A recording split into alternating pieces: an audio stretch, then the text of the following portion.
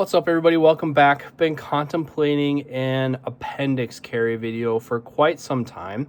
Had some things I want to say on it and was debating how and waiting for a good opportunity.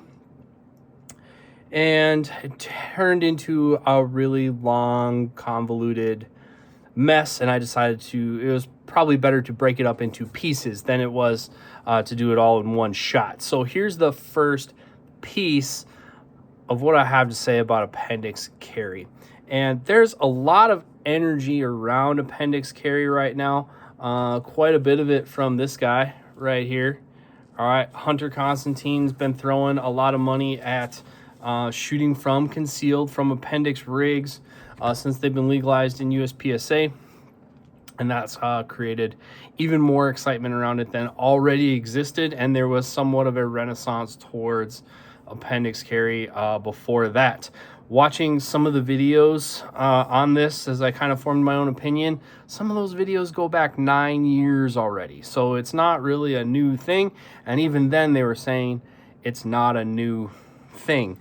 But in that same breath, I kind of wanted to put it in perspective because I'm of the generation, I'm kind of caught between two. I'm young enough that I respect and seek the opinion of the older generation, all right, the Xers, if you will, who are kind of turning into salty old timers at this point. Very wise in many things, but they're also crossing the threshold of you didn't invent that, all right? Like what was their era has kind of been surpassed, and they get kind of defensive about what they knew in their era.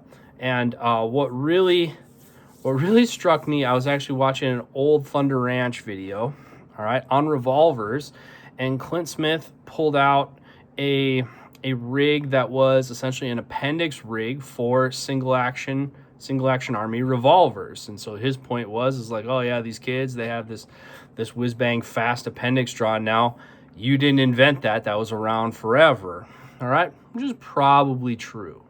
All right. The human body fundamentally hasn't really changed since handguns have been around, and there aren't really very many new places about the human person to hide a gun. All right. I mean, there aren't. All right. There's kind of a few places they can be. What has changed, and what struck me about when he pointed that out, what has changed and people don't really talk about is body types have changed, all right? If you look at the stature of the average person today, compare them to the average stature of a person in the 30s or 40s, you know, the greatest generation before the baby boomers, that would be my grandparents in my generation, they were smaller people. They were fundamentally smaller people. Go look at military uniforms in a museum, all right? Look at World War I, World War II uniforms in a museum. Therefore small people. Okay, we're bigger people now. But what also stood out to me when he showed that rig, and I'll probably link that video in the description, is that rig was built around it clipped onto or connected to the buttons on their trousers, and the trousers were held up by suspenders. On top of that, they were high-waisted pants. All right, I can't believe how long it took me to figure this out, but like, look at John Wayne in a movie, all right? He's wearing high-waisted pants. When was the last time you saw somebody in public under the age of 50 wearing high-waisted trousers? All right? The styles have fundamentally changed, and how we support our garments has changed. My grandfather wore a lot of suspenders, both of them actually. My grandfathers wore suspenders. Other than when I was at the age where I was trying to be like grandpa, when I was like 4, I have never worn suspenders in my adult life, all right? That has changed. Similarly, too, just in the shorter window of time that I've been carrying a gun, when I started carrying a gun, clothing fit looser. It was baggier. It was not as athletically cut as it is now. It was a lot easier to conceal strong side than it is now. All right. even in the time that I've been at Vortex Optics, all right, the t-shirts we were selling when I started, they fit and are cut fundamentally differently. Even the material, even the cotton material is different now. It fits differently than it did then.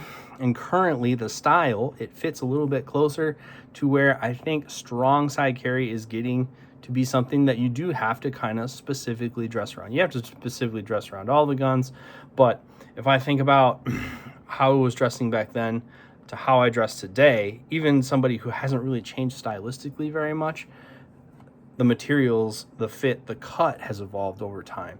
And then if we open that scope up to, you know, a couple generations, all right, what our grandparents wore to what our fathers and parents wore to what we wear, fundamentally evolving all the time. So while there's nothing new under the sun, nothing really stays the same either. So the concept of appendix carry, yeah, not new at all. What is evolving is how people interact with it. And what gets people excited now as they introduce a product like this, they're excited about it and they say, oh, it's new. And the way marketing is, you create sizzle because you're trying to sell something. But the establishment was, well, that's not new. We've been doing that forever. And there's this kind of clash here. So things evolve. The garments, the people have changed size. The garments are fundamentally different.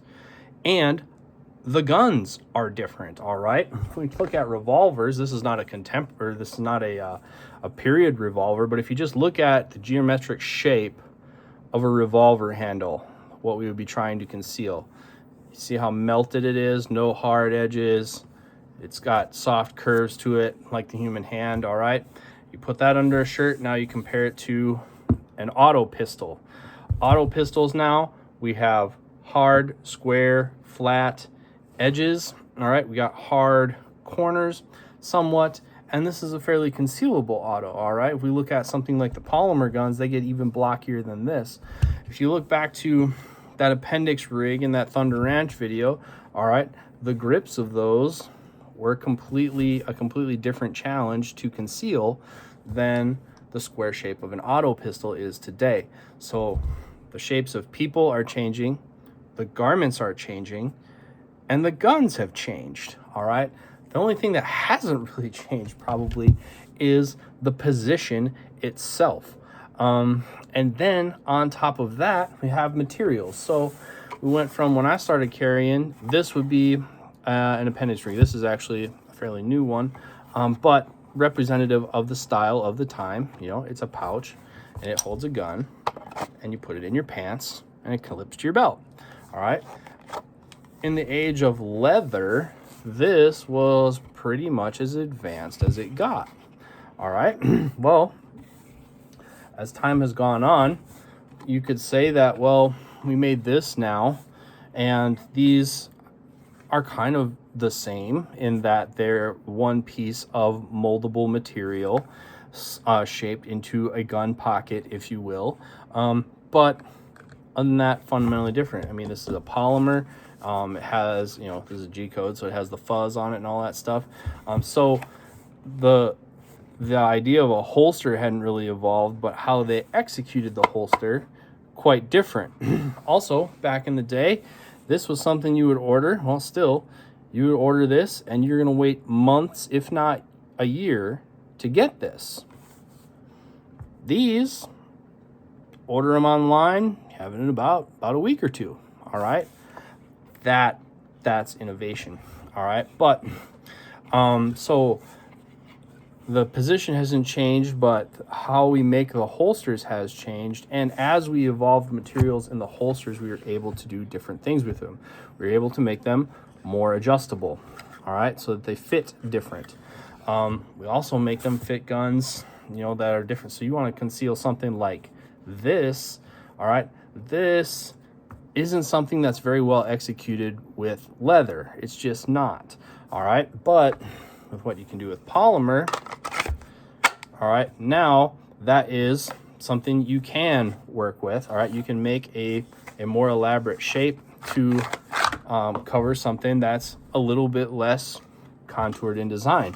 And then as they started doing that, we also were able to start building in ways to influence how the guns ride while you wear them. All right, so I think the two biggest innovations in appendix holsters is the wedges, which I'm going to signify here with the Tenacore. They kind of have this balloon shape molded into them.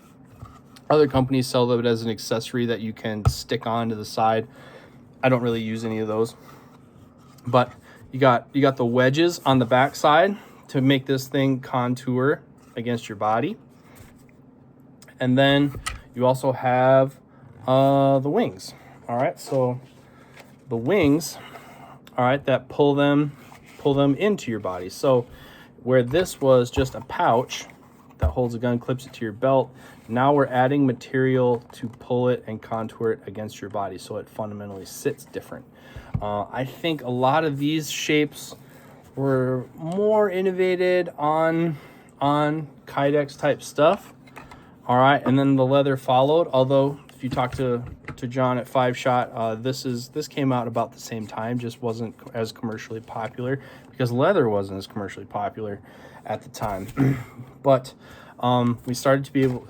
What's really changed, I think, is how the holster connects to your belt and how it contours to your body to conceal guns that are essentially not of concealable shapes or harder to conceal shapes than maybe they were in the revolver era. All right, so I think that's what's different. The wings, the wedges, and then also the hinges. So the idea of the whole concept of a sidecar, I think that's fairly new. I first got it, they didn't call it a sidecar. Did they call it a sidecar? I don't think so. But essentially they had the system from G-Code. That was the first that I saw, the Haley strategic one. I have a bunch of these, but they were kind of the first ones that I saw did that kind of thing. T-Rex jumped on the bandwagon also, so it was a gun and a holster, and it's kind of one thing that you could put together. So the sidecar concept, I think, is newer or evolved from what it was. Lots of good companies do that now. Tier 1, G-Code does, carry concealment, all that stuff. All right, so they have the concept of a gun and a magazine as one thing that you would kind of put on together, and then that even evolved into the hinges and the bungees. I have a tier 1 over there, has the bungee on it. All right, so something that has some flex to it. All right, we started making stuff out of very rigid, not yielding material. All right, so we got away from leather, but then we wanted what polymer did for us, but we also kind of wanted it pliable like leather. All right, so some of that stuff has entered back in now. So what's new isn't appendix carry. What's new and evolving is how appendix carry is executed. I mean, think about your hometown. Even if you don't, especially if you don't live there anymore, but even if you do live there anymore, things change and they stay the same at the same time. All right, kind of that same thing. Go back to your high school. All right, it's the same but different. All right, Sparks Summer Special. All right, one of the oldest IWE designs dynasties around. All right, a lot of people would tell you that this was the OG appendix holster. All right, well, when I try to use this as an appendix holster, it does not tuck in the butt of the gun enough for it to work for me until I added a wing to it. All right, now I just drilled 2 holes in it, put this wing on it. It's a completely different holster to me now. It fits completely different, it conceals completely different. But that's what's evolved. All right, is that appendix carry is evolving over time to meet evolving styles and needs of the people who carry guns, be that for EDC or in the competitive world. Now we're going to branch off. I think those are kind of 2 different things. I'm getting ready to go to the Area 2 Championship to get some of that Hunter Constantine bounty cash. All right, so Hunter has rekindled the competing from concealment. And I think that is where the needs are going to kind of deviate, where I wouldn't necessarily want to compete with something like this that tucks the gun in super tight to my body, because I need to draw it super fast. So the needs are going to evolve, and I think we're going to explore those in future videos. But as we explore appendix carry, it's not new, all right? It's not new. Even the debate about is it new is 9 years old at this point, 10 years old at this point. So it's not new, but it has evolved. It's not just sticking a gun in your front waistband anymore. There's kind of a lot more to it. And I do find it preferable to the other modes of carry that I've tried. I ended up there basically off of an injury. For a while I was on crutches I had broke my leg, and so I was on crutches, and I was finding that my crutches would sweep the safety of my 1911 off. Well, that's kind of not good. So I decided to appendix carry for a while until I got free of the crutches. And one of the things that really kind of changed my mind on appendix carry was the Hunter Constantine belt, because even this is a great deviation from conventional wisdom on carrying guns. Before carrying guns, you needed gun belts. You needed super rigid, stiff gun belts. And if you're going to carry a gun strong side, you know, if you're going to hang a couple of pounds of steel on your hip, basically like the most outboard part of you, yeah, it takes kind of a stiff belt to hold that up and make that comfortable. If I use this same belt for appendix carry, my needs for appendix carry are completely different. I can't stand this belt as an appendix belt, all right? I need something with more flex. And the story that I've told a million times, I took my first Hunter Constantine belt that he gave to me because I was being nice and I liked him, all right? So I thought he was a cool guy, entrepreneur, you know, he had an idea and a product and he's trying to make a run at it. I'll give it a try. But I really didn't think it would work. There's no way a stretchy belt would hold up a gun. But being put into that situation where I kind of needed to appendix carry for a little while, I tried the belt and made it work and found something that was comfortable for me. When I got free of the crutches and I could go back to strong side, I actually didn't like it anymore. All right, I don't, given a choice, I do not prefer strong side carry anymore in a concealed environment. Every once in a while I will, just when, you know, feeling a certain kind of way, but on the regular, I don't crave it. I would rather carry appendix. I would rather actually carry a pretty big gun appendix.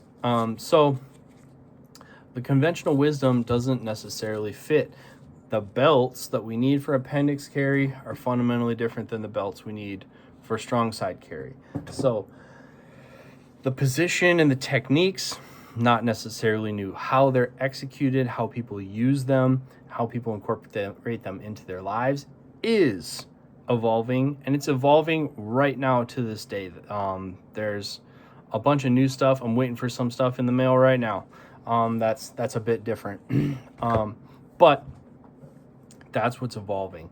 It's not necessarily new. I wouldn't say it's the first stop on concealed carry. I don't think it's not necessarily very intuitive how to set it up and how to make it comfortable. It is something that you have to want to a certain level. You kind of want to make it, you kind of have to want to make it work to stick with it long enough to figure out what works for you, because it's not gonna fit like a glove right off the bat.